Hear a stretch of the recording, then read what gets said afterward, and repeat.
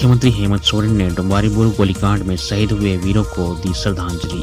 डोम्बारी बोरू गोलीकांड में शहीद हुए असंख्य वीरों को मुख्यमंत्री हेमंत सोरेन ने श्रद्धांजलि दी है। उन्होंने अपने सोशल मीडिया हैंडल एक्स पर कहा कि देश की आज़ादी और हक अधिकार की लड़ाई में झारखंड के असंख्य वीर पुरुषों ने अपना बलिदान दिया है, लेकिन इतिहास के पन्नों में इन बलिदानों को कहीं भुला दिया गया है। हमें साथ मिलकर अपने वीर पुरुषों के महाबलिदानों को उचित स्थान दिलाना होगा।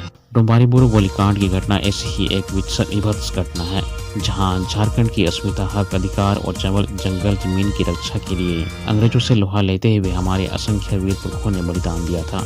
हमारे वीर पुरुषों के बलिदानों को कभी भूलने नहीं दिया जाएगा। रघुवर दास कल प्रदेश कार्यालय में भाजपा की सदस्यता ग्रहण करेंगे। पूर्व मुख्यमंत्री रघुवर दास कल 10 जनवरी को भाजपा की सदस्यता की ग्रहण करेंगे। इसके लिए प्रदेश कार्यालय में विशेष कार्यक्रम होगा। मौके पर प्रदेश अध्यक्ष एवं पूर्व मुख्यमंत्री बाबूलाल मरांडी, कार्यकारी अध्यक्ष डॉक्टर रविंद्र कुमार राय, क्षेत्रीय संगठन महामंत्री नागेंद्र त्रिपाठी, प्रदेश संगठन महामंत्री कर्मवीर सिंह, प्रदेश सदस्यता प्रभारी राकेश प्रसाद उपस्थित रहेंगे। उड़ीसा के निवर्तमान राज्यपाल 10 जनवरी को 12:15 बजे पूर्वाह्न प्रदेश कार्यालय में भाजपा की विधिवत सदस्यता ग्रहण करेंगे। रघुवर दास ने राज्यपाल पद के शपथ ग्रहण के पूर्व पार्टी की प्राथमिक सदस्यता से इस्तीफा दिया था। राज्यपाल पद से इस्तीफा देने के बाद रघुवर दास फिर से सक्रिय राजनीति में आ रहे हैं। गढ़वा रोड रेलवे स्टेशन पर इंस्पेक्शन ट्रेन जलने से मची अफरा तफरी। धनबाद रेल मंडल के गढ़वा रोड रेलवे स्टेशन पर रेलवे की इंस्पेक्शन ट्रेन में गुरुवार को आग लग गई। ट्रेन में आग देखते ही देखते सबसे पहले बिजली कनेक्शन काटा गया और ट्रेनों का परिचालन को रोक दिया गया। आग पर काबू पाने में 1.5 घंटे का वक्त लगा। इसके बाद ट्रेनों की आवाजाही शुरू हुई। रेहला स्थित Aditya Birla chemical India limited से fire fighting team railway station पर पहुंची और आग पर काबू पाया गया। इस दौरान रेलवे स्टेशन परिसर में अफरा तफरी का माहौल बना रहा। आग से बोगी में रखे सारे सामान जल गए। रेलवे के अधिकारी आग लगने के कारण और नुकसान का आकलन कर रहे हैं। रेलवे की inspection train Garhwa road railway station के पश्चिम केबिन के पास शटिंग लाइन पर खड़ी थी। अचानक इंजन से जुड़ी बोगी में आग लग गई। आग की लपटें उठती देख रेलकर्मी हरकत में आए और तत्काल स्टेशन परिसर से पानी लाकर बुझाने की कोशिश की, लेकिन आग तेज होती गई। इसके बाद रेहला के ग्रासिम इंडस्ट्रीज से फायर ब्रिगेड को बुलाना पड़ा। चर्चा है कि इंस्पेक्शन ट्रेन की एक बोगी में खाना बनाया जा रहा था। इसी क्रम में आग लग गई। हालांकि इसकी पुष्टि अधिकारी नहीं कर रहे हैं। धनबाद में हिलटॉप आउटसोर्सिंग कंपनी और रैयतों के बीच हुआ विवाद। दर्जनों राउंड गोलियां भी चली। धनबाद में गुरुवार को 2 पक्षों में हिंसक झड़प हो गई।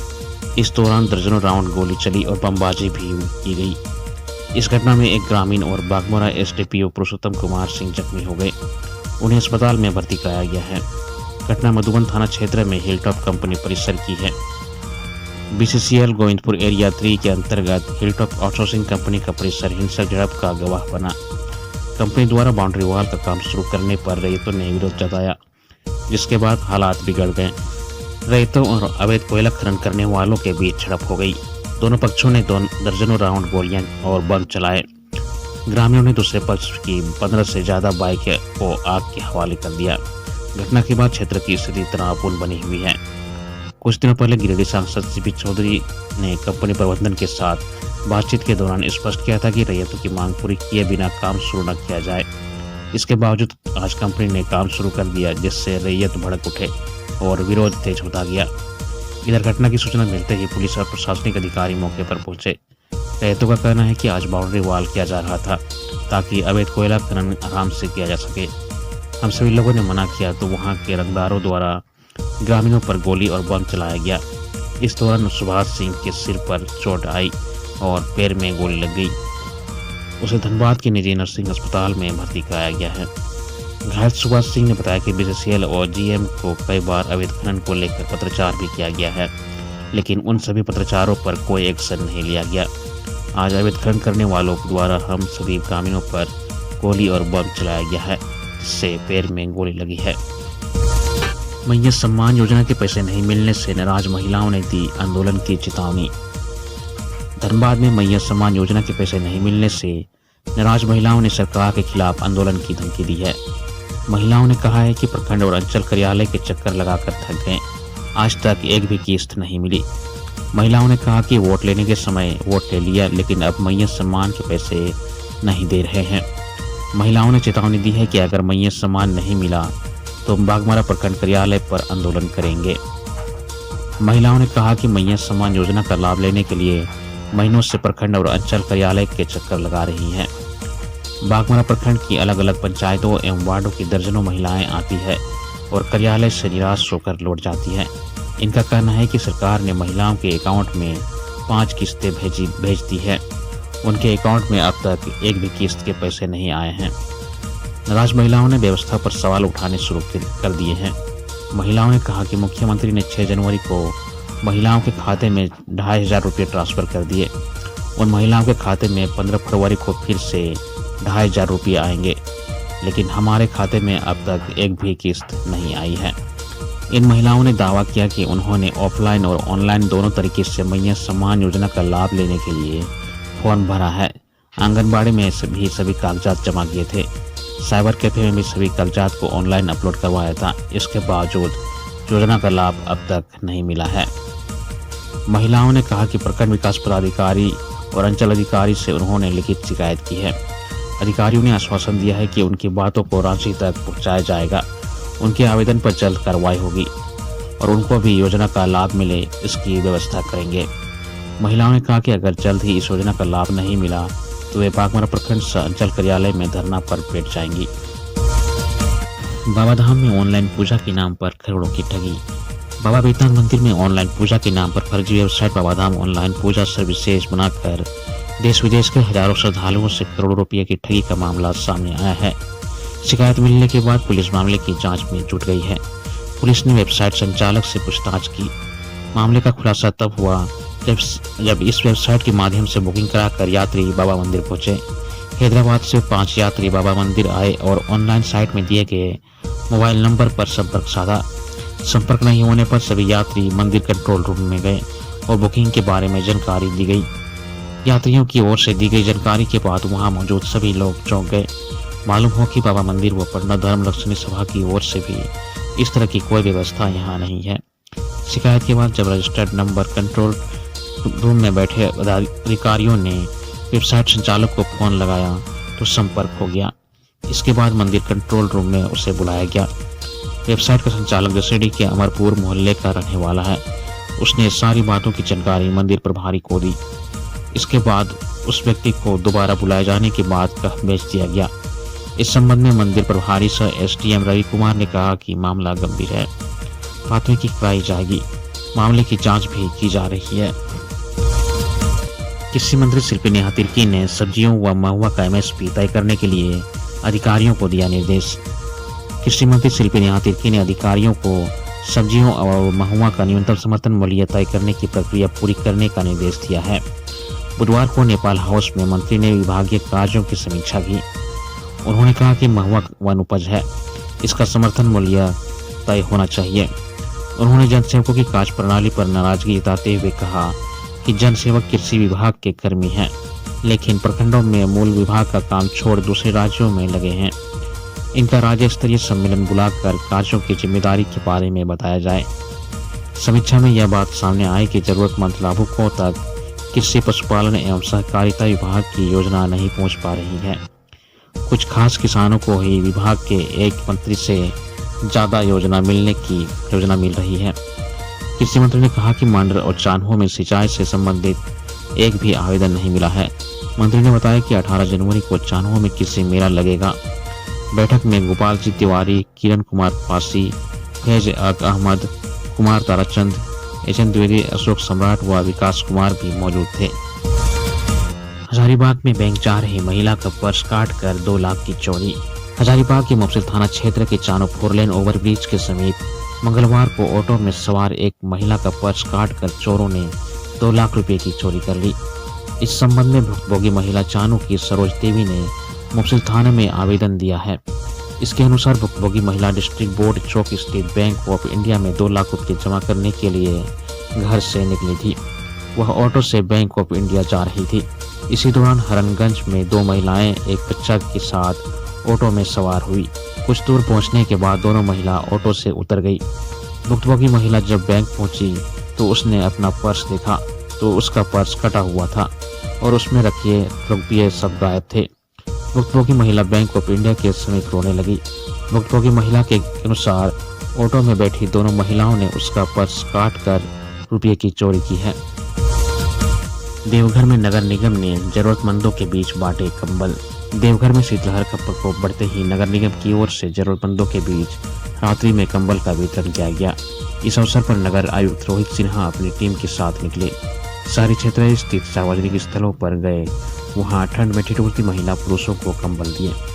इससे गरीबों ने आभार जताया।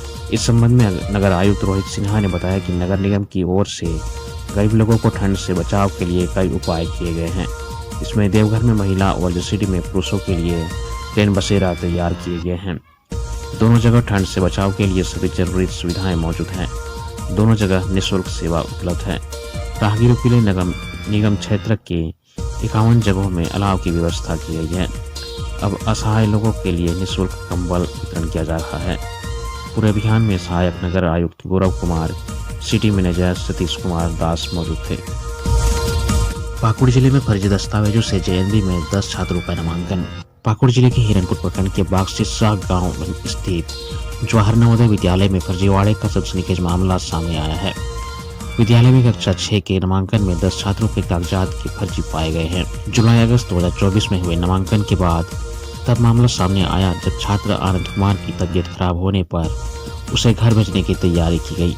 बच्चे की पते की जांच के दौरान पता चला कि हिरनपुर प्रखंड में उसका कोई स्थायी पता है ही नहीं। उसके बाद प्राचार्य अवधेश कुमार ने कागजात की जांच शुरू की। जिस स्कूल का प्रमाण पत्र का दिया गया था वहां पता चला कि उस नाम का कोई बच्चा कभी नामांकित था ही नहीं।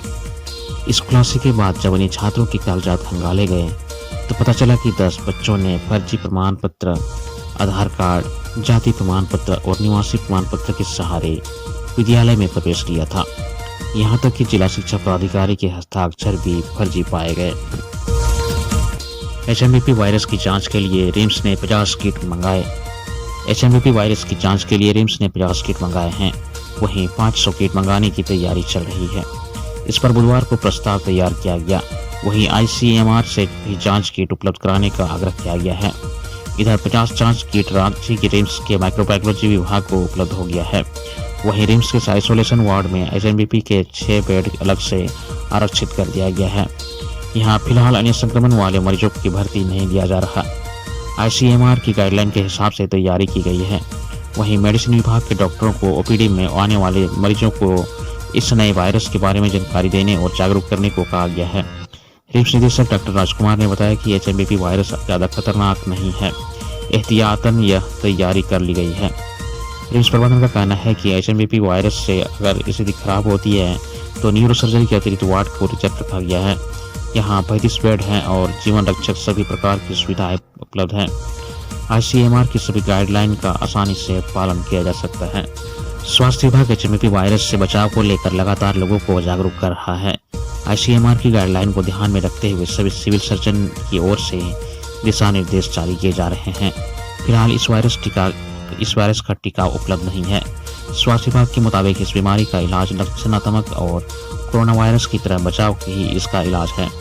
इस लिहाज से डॉक्टरों ने निचले क्रम के अस्पतालों में गंभीर लक्षणों के उभरने पर उपचार करने की सलाह दी गई है। इसके लक्षण सर्दी, जुकाम, सांस फूलना एवं बुखार है। मिली जानकारी के अनुसार कुछ मामलों में रेस्पिरेटरी सिस्टम से संबंधित परेशानी और ब्रोंकाइटिस निमोनिया की शिकायत हो सकती है। राज्य में निमोनिया के केस बढ़े, अस्पताल में 90 बच्चे भर्ती। राजधानी के शिशु अस्पतालों में आरएसवी से पीड़ित बच्चों की संख्या अचानक बढ़ गई है। यह निमोनिया का एक रूप है जिसमें बच्चों के फेफड़े प्रभावित हो जाते हैं। कई बार बच्चे गंभीर अवस्था में भी चले जाते हैं। ऐसे में करीब 70 बच्चों का इलाज शिशु अस्पतालों की आईसीयू में चल रहा है। इस बीमारी से पीड़ित सबसे ज्यादा 45 बच्चे रानी अस्पताल में भर्ती हैं। इससे पहले इतने ही बच्चों को स्वास्थ्य कर घर भेजा जा चुका है। मौजूदा समय में अस्पताल में भर्ती कुछ बच्चों को हाई फ्लो ऑक्सीजन पर रखा गया है। हर साल ठंड के मौसम में आरएसवी से पीड़ित बच्चों की संख्या अचानक बढ़ जाती है। हालांकि विशेषज्ञ डॉक्टरों के अनुसार इससे ज्यादा चिंतित होने की जरूरत नहीं होनी चाहिए। विशेषज्ञों के अनुसार आरएसवी से बच्चे इसलिए जल्दी पीड़ित हो जाते हैं क्योंकि उनकी रोग प्रतिरोधक क्षमता कमजोर हो जाती है। ये वायरस आँख, नाक और मुंह के जरिए शरीर में प्रवेश करता है। सबसे पहले फेफड़े और सांस की नली पर अपना दुष्प्रभाव डालता है। इसकी वजह से मरीज को सांस लेने में तकलीफ होती है। इस वायरस का प्रभाव 1 या 2 हफ्ते में खत्म हो जाता है, लेकिन अगर लक्षण परेशान करें तो तुरंत डॉक्टर से संपर्क करना चाहिए। राज्य के सबसे बड़े अस्पताल रिम्स में भी RSV के पीड़ित बच्चों की संख्या करीब 15 बच्चे हैं। इन बच्चों को 4 वार्ड में अलग अलग रखकर इलाज किया जा रहा है। हल्की समस्या को लेकर आए बच्चों को OPD या फिर इमरजेंसी में परामर्श देकर छुट्टी कर दी जा रही है। राज्यपाल संतोष गंगवार ने सभी विश्वविद्यालय को एकेडमिक व परीक्षा कैलेंडर तैयार करने का दिया निर्देश। राज्यपाल संतोष कुमार गंगवार ने राज्य के सभी विश्वविद्यालय को वर्ष 2025 का एकेडमिक कैलेंडर तथा परीक्षा कैलेंडर तैयार करने का निर्देश दिया है। साथ ही शीघ्र ही इसे राजभवन भी भेजने के लिए कहा गया है। राज्यपाल ने सभी विश्वविद्यालय को एक समान कैलेंडर बनाने का निर्देश दिया है। साथ ही इसका अंशतः पालन करने के लिए कहा है। राज्यपाल के निर्देश पर राज्य के सभी 12 सरकारी विश्वविद्यालय के कुलपति व प्रभारी को राजभवन द्वारा पत्र भेजा गया है। कैलेंडर के मुताबिक सिलेबस पूरा करने, परीक्षा लेने व रिजल्ट प्रकाशन की मॉनिटरिंग का जिम्मा संबंधित विश्वविद्यालय के कुलपति को दिया गया है। राज्य में थम गई हर घर नल जल योजना विकास की रफ्तार, केंद्र सरकार से नहीं मिल रहा फंड। प्रधानमंत्री नरेंद्र मोदी की ड्रीम प्रोजेक्ट जल जीवन मिशन के तहत संचालित हो रहे हर घर नल जल योजना की रफ्तार झारखंड में थम गई है। केंद्र सरकार की ओर से चालू वित्तीय वर्ष 2024-25 में अब तक कोई फंड नहीं मिलने की वजह से इसका सीधा असर इस योजना पर पड़ रहा है। यही वजह है कि चालू वित्तीय वर्ष के 9 माह में राज्य में सिर्फ 1.88 लाख घरों तक नल से जल पहुंचाया जा सका है। सितंबर 2024 के बाद से हर घर नल में जल पहुंचाने के आंकड़े लगातार घटते जा रहे हैं। दिसंबर माह में तो राज्य में सिर्फ 2713 घरों तक शुद्ध पेयजल पहुंचाया गया। पाकुड़ जिला में नवंबर 2024 से 8 जनवरी 2025 के बीच सिर्फ एक घर में ही नल से जल का कनेक्शन दिया गया है। केंद्र सरकार की ओर से वित्तीय वर्ष 2024-25 में 2114.22 करोड़ रुपए का फंड आवंटित किया गया, लेकिन 9 माह गुजर जाने के बाद भी अभी तक राशि जारी नहीं की गई है। इसकी वजह से पिछले 1 वर्ष से कई संवेदकों को बकाया राशि का भुगतान नहीं हो रहा है। राशि के अभाव में संवेदक भी अपना रुचि नहीं दिखा रहे हैं। वहीं कई संवेदक ने तो काम करना बंद कर दिया है। रांची विश्वविद्यालय का खेल दीक्षांत 6 फरवरी और दीक्षांत समारोह 7 मार्च को। रांची विश्वविद्यालय का पहला खेल दीक्षांत फरवरी 2025 को होगा। झारखंड के किसी विश्वविद्यालय में यह पहला आयोजन होगा। वहीं 38वां दीक्षांत समारोह 7 मार्च को होगा। इसमें 2023-24 के विद्यार्थियों को गोल्ड मेडल व प्रमाण पत्र दिए जाएंगे। राज्यपाल संतोष कुमार गंगवार ने इसकी स्वीकृति प्रदान कर दी है। रांची विश्वविद्यालय में पूर्व में खेल दीक्षांत समारोह 10 जनवरी को होना था, जबकि 38वां दीक्षांत समारोह 11 मार्च को संभावित था। राज्यपाल की स्वीकृति के बाद उनके अपर मुख्य सचिव डॉक्टर नितिन मदन कुलकर्णी ने पत्र भेजकर स्वीकृति तिथि के संबंध में जानकारी दे दी है। इसके मुताबिक झारखंड यूनिवर्सिटी ऑफ टेक्नोलॉजी का पहला दीक्षांत समारोह 25 जनवरी 2025 को होगा, जबकि DSPMU का दीक्षांत समारोह 7 फरवरी 2025 को होगा। जमशेदपुर वीमेंस यूनिवर्सिटी का दीक्षांत समारोह 4 फरवरी 2025 को होगा। झारखंड रॉयल विश्वविद्यालय का दीक्षांत समारोह 28 फरवरी 2025 को होगा।